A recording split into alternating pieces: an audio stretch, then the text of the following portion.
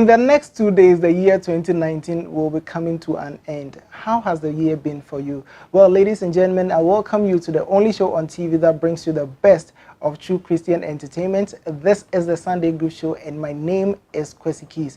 Today, I'm in the office of one of the best and anointed minstrels you can ever find in the city of Accra and Ghana as well. Well, you want to know who it is? Let's go for this quick break. When you come back, I'll introduce my guest for today. You're still watching the Sunday Good Show. I'll be back.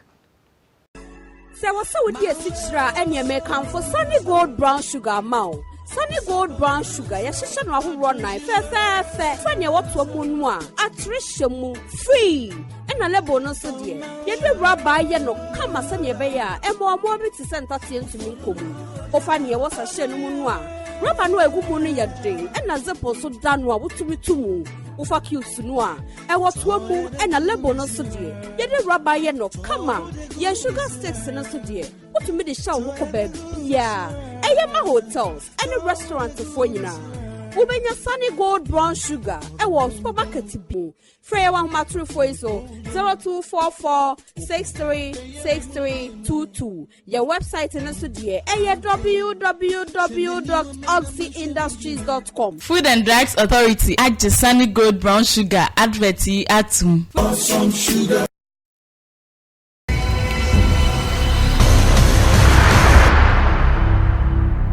All right, so you're welcome back from that break. Let me use this opportunity to remind you that this program is sponsored by Sunny Gold Brown Sugar. Now, I know a lot of you will be asking, and who is my guest for today? Well, he needs no introduction in Ghana's gospel music industry. He has been an influence on our youth. He's been so unique, and today I'm privileged to have him on today's show. My guest for today is no other person than our own Ni Okai. Say you're welcome. You're welcome to my office. All right, so now Pastor Ni Okai is my guest for today, and we are at his office. Pastor, this is your first time on the Sunday Group Show. I know, Sparkle TV. Wow, I'm excited. Yeah. Now, tell us about yourself. When you talk about Ni Okai, basically, who is Ni Okai? Well, Ni Okai is a young man who loves the Lord. Married, has 3 children, 2 girls and a boy, has followed the Lord and used my gift to serve him all these years. I mean, since I would say pre-secondary school days, to date. And I'm still serving the Lord. I love the Lord, and I think I'm going to do this for the rest of my life. Wow. Now tell us, at what age did you start singing? Very, very early. I recognized I could harmonize very, very early during my Sunday school days. Okay. And so I joined the newly formed choir for the my parents' association school. Okay. They were celebrating the 25th anniversary, and they needed to put together a choir, and we were drafted into the choir. I was in class 5 then. Straight up into the alto part. I caught myself mimicking the guest music master who came to teach us, and then he put me on the spot to conduct them. So that started my whole love for choirs and conducting and writing music, arranging music, and all that to date. Wow. Which school did you attend? So that was my parents' association. Okay. That was my preparatory school. Before then, I went to the First Baptist Church. Okay. They had this kindergarten and nursery. So that's where I started from. Went to my parents, went through the middle school. It was called Chidiase Middle Mixed School, where I sat the common entrance and then entered Infant Swim School. So I went 1 to 5 in Infant Swim, continued to set form, and then went to KNUST. Wow. In fact, it was UST then. Okay. Yeah, before it became KNUST. And then beyond that, I think I went for a year abroad program in Benin. Okay. I was a French student. Okay. And then after working for a while, I decided to pursue masters in theology and mission. Wow. So that's how far I've come. Wow. When I look at you, you're someone who looks so innocent, and sometimes I find it very difficult. Well, the word is unassuming. I don't think anybody is that innocent. Well, yeah, let me say unassuming. Have you ever been, a bad boy way back in school before? Bad boy. It depends on what you call bad boy. I remember the first time I told a joke that I'd ever gone to a club in infant swim school, and the seniors nearly beat me up. They said, which club? I said, Vaco Club. You know, the Vaco Club is a normal recreational club for, they thought I was going to say one of these nightclubs and stuff. Nah, that wasn't my life. My parents took us through church. They raised us. I was raised a Methodist and a Presbyterian, and it's been so, so my life has not been a dramatic one day stop bad things and come and follow the Lord. It's been rather a progressive yielding, getting to know the Lord more, yielding. Wow. Yeah. Wow. Well, in case you just tuned into Sparkle TV, watching the Sunday Group Show, and I'm here with our favorite gospel musician, Ni Okai. Pastor Ni, people want to hear your voice. So if you don't mind, can you do just a line of Mokobe for us? Oh, Mokobe? Yeah. It's always Mokobe, right? Nanyumo che ofe nyamanche onine na nichumo imenje oyi omo bona leyeda onichumo benagbe nuncho moko beni tomobo. Oh, leleng moko beni tomobo. Oh, wow. Wow.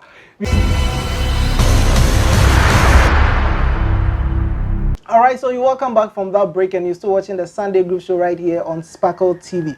Today, my guest is Ni Okai. Pastor Ni, we are back. We are sparkling. I just want you to tell us, at what age did you start doing music professionally? Professionally, that's an interesting one. I think the one who really introduced me to that would be Uncle TV, or if I'm not mistaken, giving me an opportunity to do BVs for a number of the senior musicians he was recording.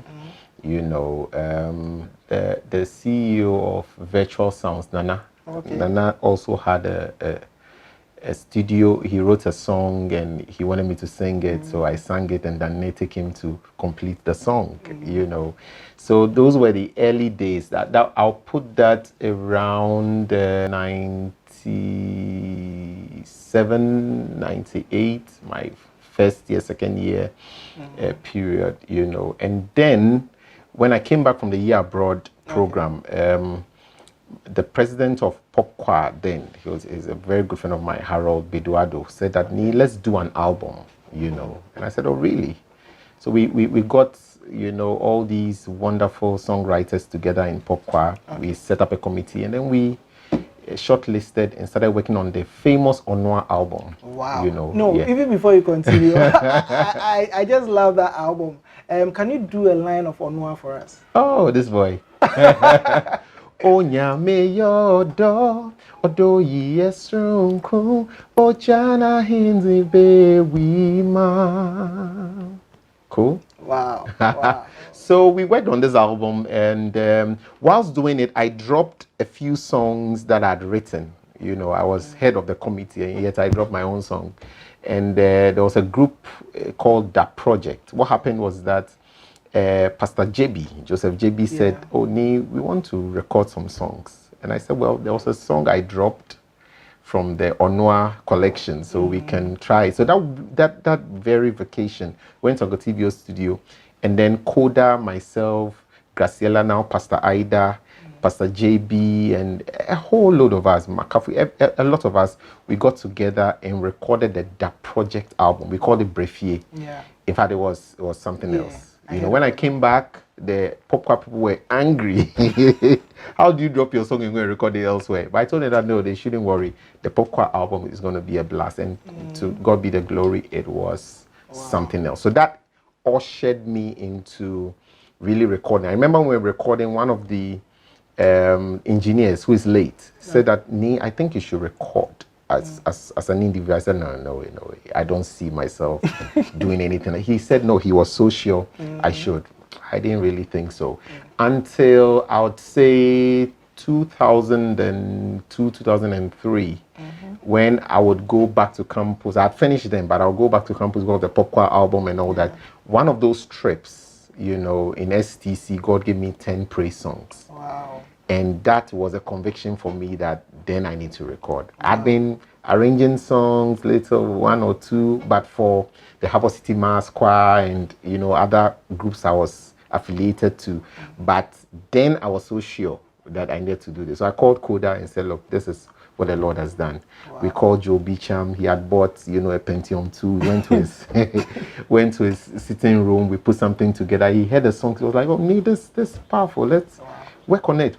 And Koda says, let's add Minjioyi. Minjioyi was a song I had written and taught the Harbour City Mass Choir. Anywhere we go, they were so blessed. We didn't used to call him Mokobe then. Okay. It was Minjioyi, Nuncho. It wasn't that full. Okay. You get it. Koda was like, no, we need to record us. I'm like, are you sure? He said, yeah, we need to. One of the trips to Takrady, I rearranged one, which is actually originally a Methodist hymn. Okay. Who is he in yonder store at whose feet? So I kept working that way. Before long, we had an album, and then December of 2003, at the St. Paul Methodist Church, I launched the Mokobe album, and my life changed. Wow. It's been 16 years now. Well, yeah, you did the maths. Yeah. Mokobe really changed my life. Everywhere I'll go now, you have to sing that signature tune, know. So as a musician, what inspires you?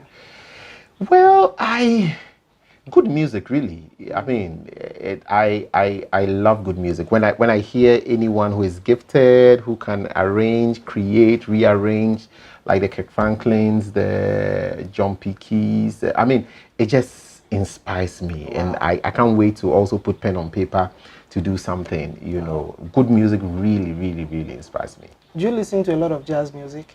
I won't say so.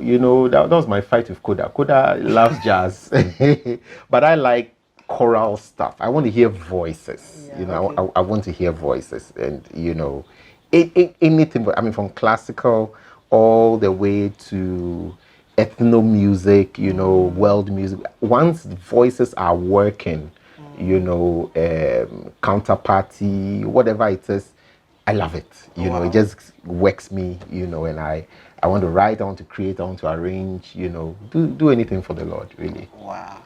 As a musician, what has been your greatest challenge? Well, greatest challenge, interestingly, Mokobe happened to be my first greatest challenge. Wow. Because it opened international doors for me, wow. And yet, those who really know Okai know that Mokobe is, by God's grace, one of the songs the Lord has given me. I've written and I continue to write, So I release a second album, third album, fourth album, and every time I have to answer the question, is it like Mokobe?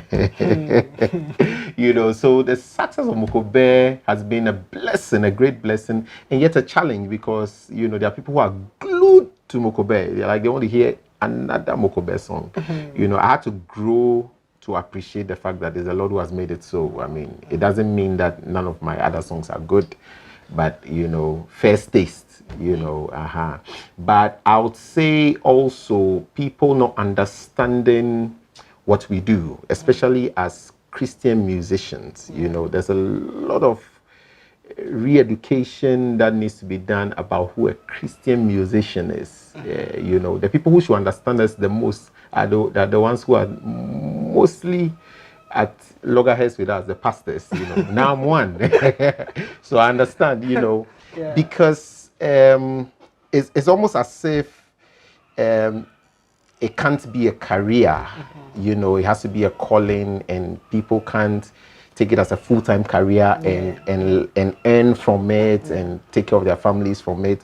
There's always that fight, and I wonder because God himself who gave the gift is not that conflicted, but we, the human beings, administering, because of the way we're socialized and brought up, we have all sort of ideas. So when it came to charging for concerts, when it came to, you know, the monetary side of what we do, you know, getting people to appreciate the level of investment you have to put into a production and how to recoup it with the changing times, you know.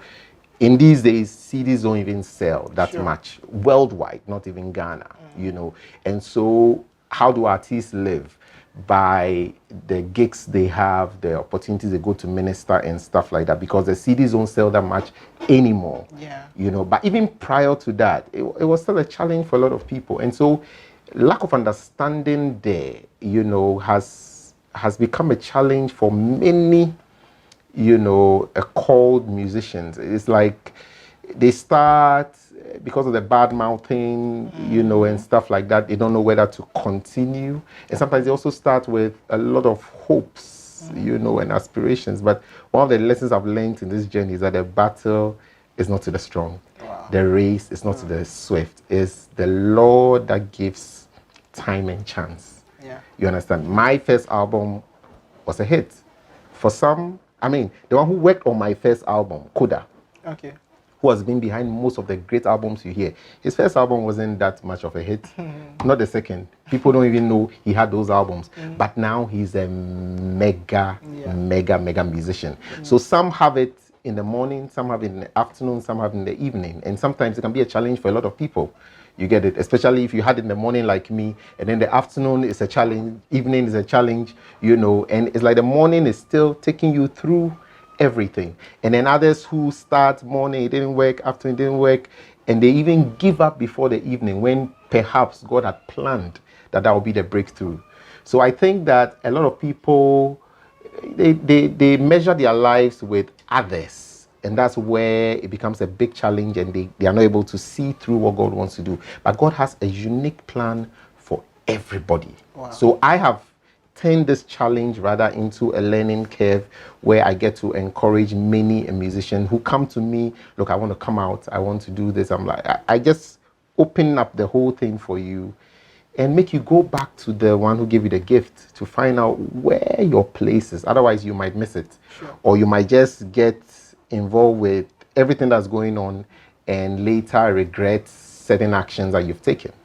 You know, so a whole sermon out there. Wow. You started a whole revolution for upcoming artists. I mean, today as we talk, people look up to you and they know the standard you set for the gospel music industry. Before we could hear of musicians like, let's say, Kwesi or Tim, by then you had already come out. I mean, you had a whole revolution on your own. If you look at the gospel music we have currently in our system, the up and coming ones, what do you see as not right and what do you see as right? Well, it's interesting you bring this topic up because it's been series of revolutions. I mean, I must be fair to Kwesi. Kwesi also brought in another revolution, you know, crazy. We are in Tema together, that's why, you know, I know all this. I think that sometimes we should just allow God to do his thing. Yeah, because there are so many things you may not understand from the onset.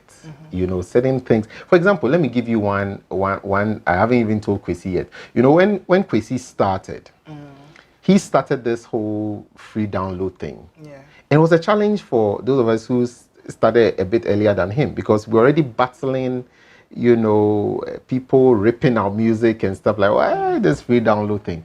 But it was later that I understood what Kwesi had accomplished, because now people downloaded his music, they knew his music, now they wanted him. Wow. Which we didn't think about then.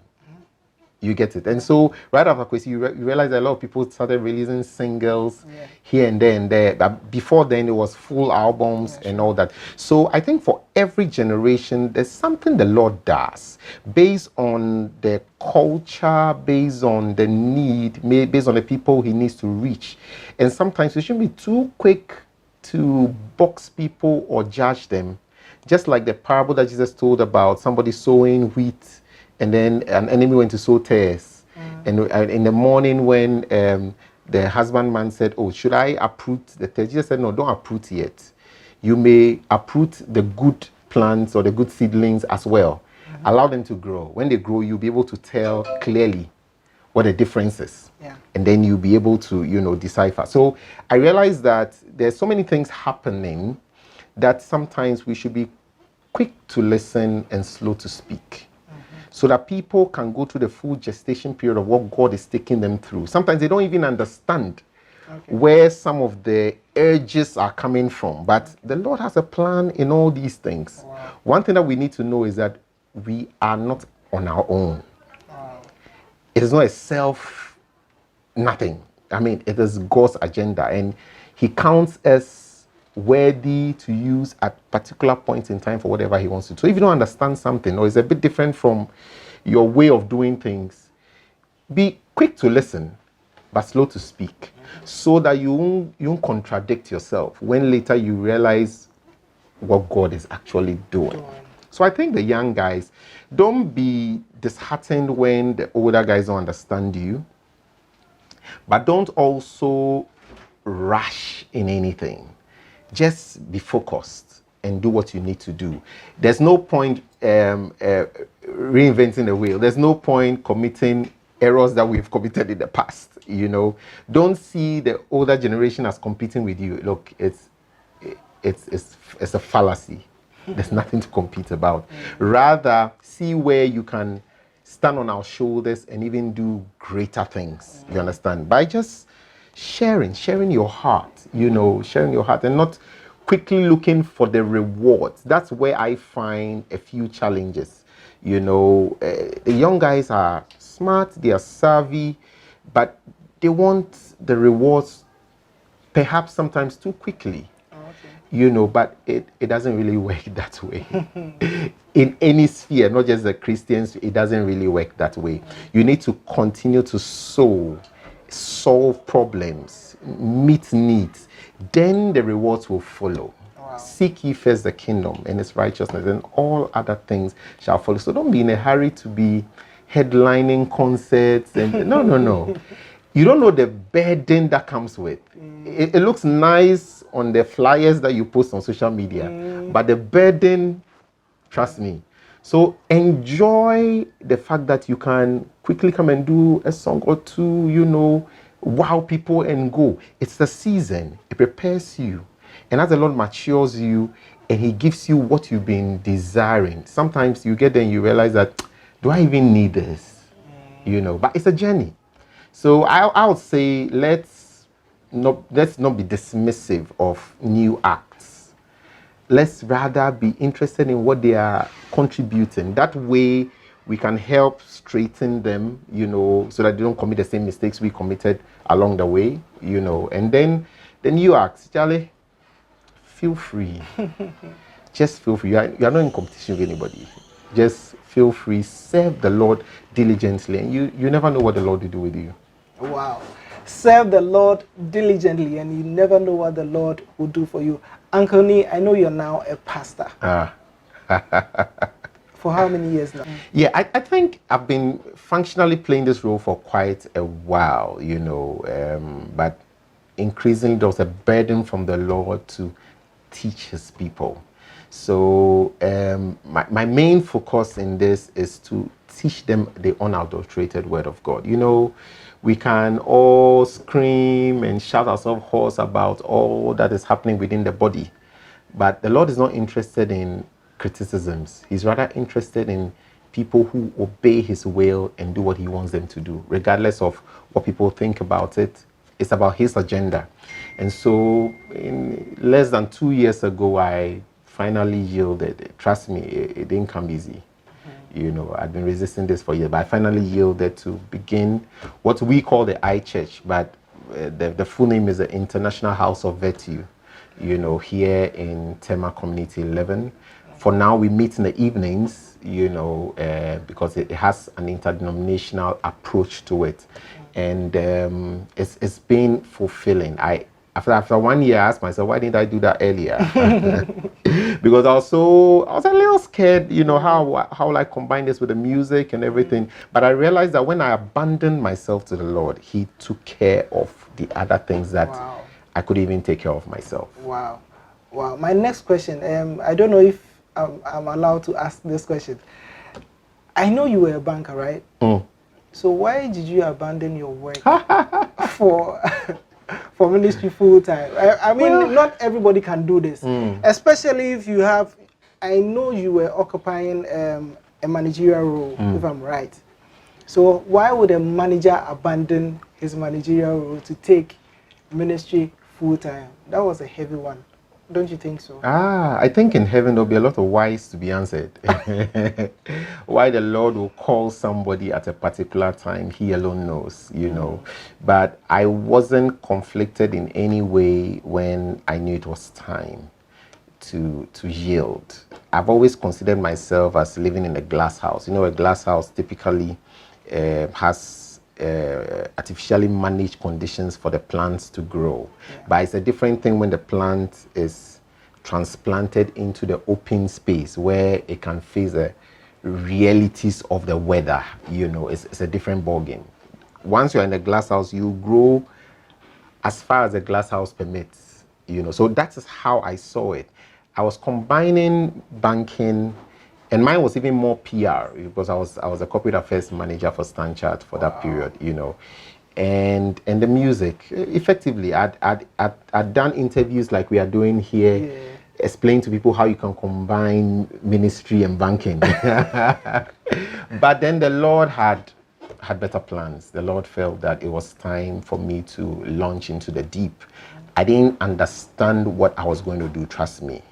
But I couldn't tell people I didn't understand what I was going to do. You know, I just had to keep mute and then follow the Lord. And so that is how come in 2 years after that, I ended up at the Akrofi Christola Institute to study mission and theology. Wow. Because I didn't know why I had to quit banking. It certainly wasn't music, because I was already doing music, you know, but the Lord wanted me to do more, and I eventually realized it was more to do with mission, the work of mission, you know, and yet I need to understand what it is I am handling. And so my 1 year at Akrofi was a very transformational experience for me. I got to understand why God gave me the gift in the first place. That's when I understood why Mokube. Because it's just a door opener for the Lord to gather people so you can serve His purpose. You understand? And if you miss that, you rather start serving the gift. You see, the gift is supposed to make you serve God's purpose. But if you miss that, you rather start serving the gift and looking at when can I get the next hit, what else can I do, when can I do the next concert and stuff. But God has a purpose for every particular person. So it was at Akrofi that I realized that there must be more to this thing than the music I'm writing, you know. And then when the Lord started opening avenues for me to speak at seminars, conferences, you know, I had short-term assignments, going to raise choirs for certain churches, even abroad, you know, and got the opportunity to really counsel people. And I realized that, no, that's where the real work is. So gradually I began to yield. And the Lord took me through a lot, including my other life of being a charity worker. You know, when Mokube was 10 years, the Lord laid on my heart to do something. And so with my team, we decided to sponsor 10 heart surgeries. Wow. And for 1 year of my life, it was as if I didn't know what I was doing. I was just going around raising money to sponsor surgeries of young children whose parents didn't know where they were going to get the money from for their surgeries.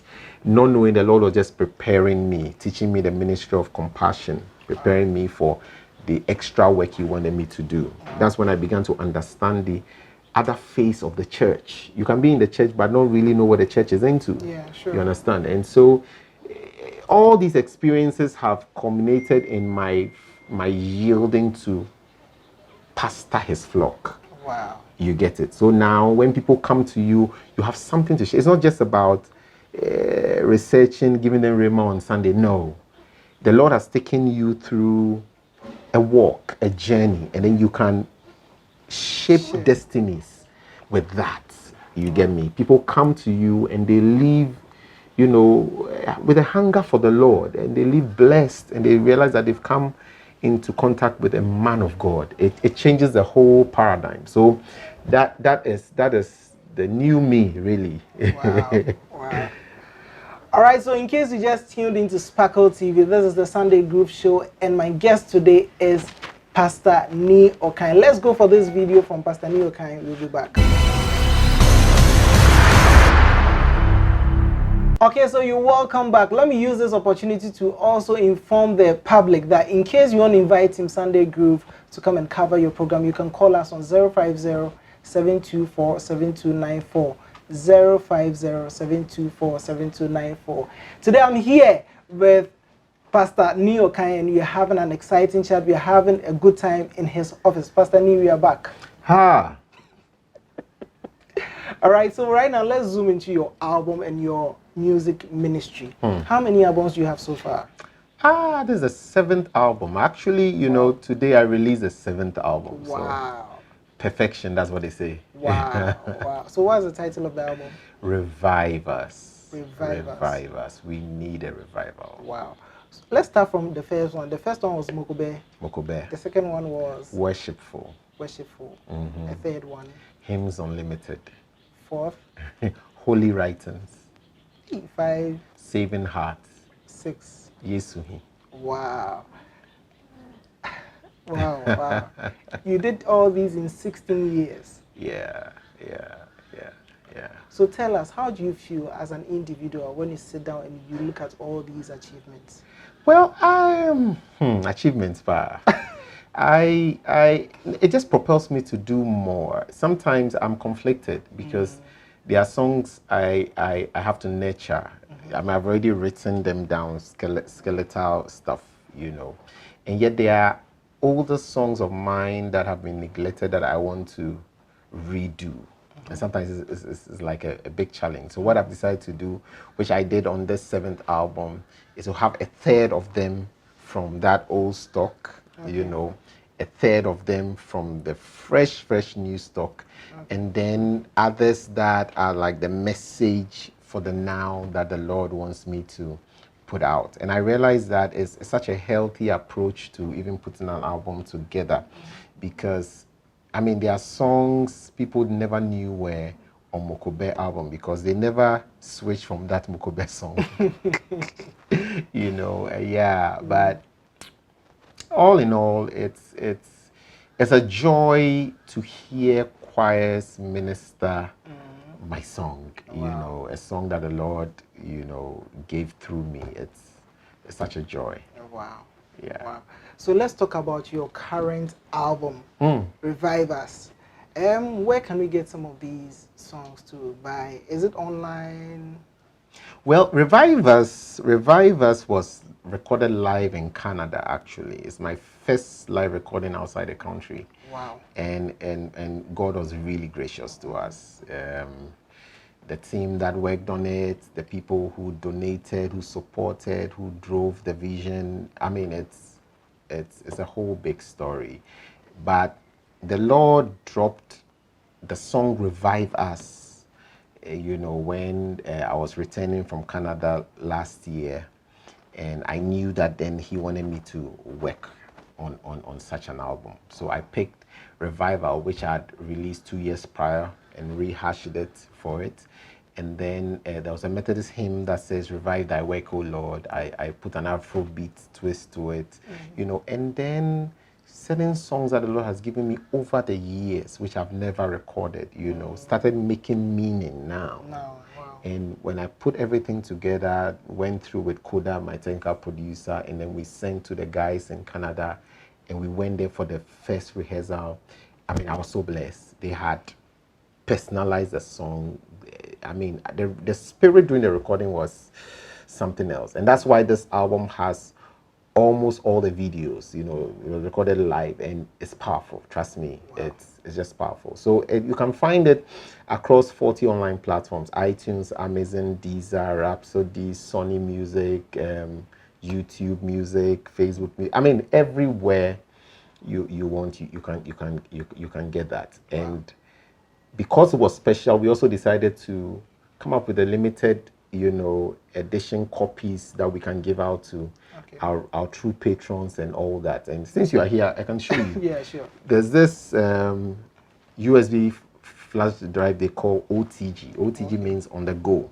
Okay. And what it means is that if you are an Apple user, okay, like an iPhone user, okay, and stuff like that, you can actually fix it right into your phone. Okay. And play it directly. Okay, so let me try and see. Okay. So it'll make you just download some Y application, and then you have everything there. Wow. And then the music, and it's so clear, it's crystal clear. Wow. If you use an Android, just at the back of it, you know, where you have the USB. Oh, okay. When you open this thing up, you have wow. the Android thing. You just put it in there, you use it. And then the USB, your TV, your laptop, wow. your car player, wow. and all that, just to ensure that, you know, the changing times, we are still relevant, you know, and people can have it. I realize that people spend, for example, I work on my phone. I do everything there. People spend all the time on their phones. So we are pursuing them with the music. Wow. You know, so these are just limited copies I ordered just to release, but we are planning on doing ordering large quantities that we can put at strategic places that people can also have, you know, have them if they want. So essentially this is Revivers. But when you go online, just type Revivers Neokai. I mean, all these platforms that you can buy, Boomplay and all that, you can get. Wow. You can get the songs. I know someone is watching us right now, and the person will go like, "How can I get one of these?" So, Agony, how can I? In fact, they are sold out. Actually, I've been doing online auction sales. Oh, okay. You know, very interesting. I mean, I haven't done that before, but online auction sales where people were bidding, you know, for the few copies that I had. So we have this for the iPhone users, and then we have these also sold out for the Android users. So those who have this Type C, you know, Type C Android, you can just, and it's branded to Revivers, and then just like the other one, you can also use for the regular Android and the USB. Yeah, I mean, wow. Now Ghana, we are going high tech, you know. You know, to the glory of God, I took these things to the US and Canada, and to the glory of God, I mean, they confess that even they hadn't tried these things. Wow. You know, amazing. So it's just the Lord, you know. Once you're serving His purpose and you have, you know, great team members, you know. I just do a team meeting, Charlie, what can we do next? What's a new thing? And then the young guys are just sharp. Wow. Like, no, Pastor Nee, we need to do OTGs. Wow. Like, what is OTG? You know, and I get to learn, you know, and put these things together. Wow. Yeah. Wow. Basically, that's what it is. Wow. And this is what we want to see in Ghana. I mean, you can't be selling CDs all the time. These days, who buy CDs? And, I mean, it's just an eye-opener. Now, I think many of the musicians watching us would now also decide to do something like this. Mankoni, wow, I just don't know what to say. Okay, so let's go watch this video from Okai. He calls this one Revivers. We'll be back.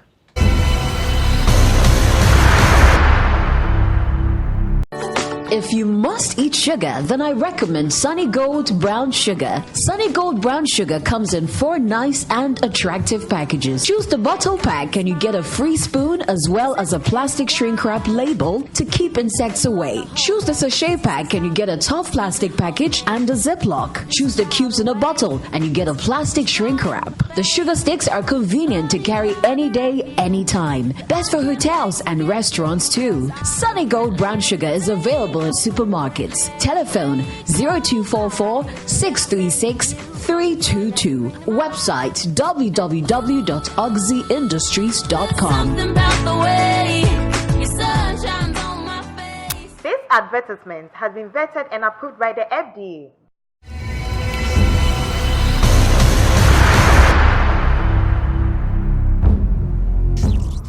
Okay, so that was from Okai, and he calls that one revive us. Uncle Nee, we are just about signing out. But before you go, your last words for my viewers.